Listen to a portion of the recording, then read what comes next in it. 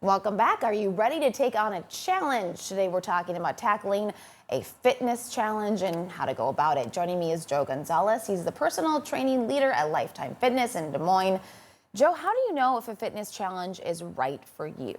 You know, I think it just depends on the person. There's different elements such as competition. There's a commitment from time and energy, sometimes a financial commitment. It really depends on where you're at in your life. A lot of people think of setting long-term goals and using fitness challenges as a short-term goal. So it's really your view on how you see it. And if you have time to commit, then it's something that's right for you. Are they pretty popular?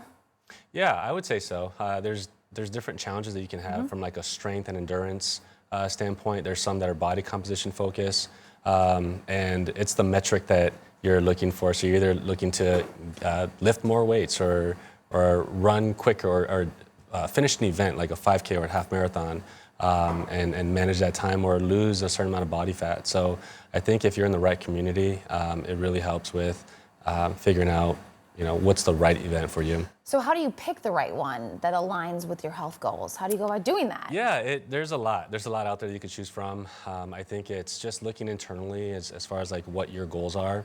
And if you can really focus on those short-term goals and hone in on having the right support and the right community, I think that really goes a long ways. And at Lifetime, we're hosting what's called the 60XT Challenge. It's an 8-week transformational challenge where if one were to sign up, you connect with a coach and you identify what your goals are and you work with that coach, work with that community, and really tackle any goals that you're looking for. I was going to say, how do you keep that momentum going? Because you're excited when you sign up, but it feels to me a lot like the new year when you make a resolution and then 3 weeks later, you haven't worked out in 2 weeks. Yeah, absolutely. I think a lot of it is just surrounding yourself with like-minded individuals. So voicing what your goals are and just being open with the community and having that support and ultimately just taking it day by day. Whether you're a person who just likes to, go all in and tackle all the goals at once, and if that's you, then that's definitely something that is going to work for you. If let's say just taking it one step at a time and just setting one goal at a time, ultimately what matters is you take it day by day and have the support system around you. I like that day by day because then you don't get overwhelmed with, oh my gosh, I have to do this. Yep. How important is accountability in this process? Oh, I think it's very important. I think from having some type of mentor or some type of coach, but I think peer accountability holds a lot of weight.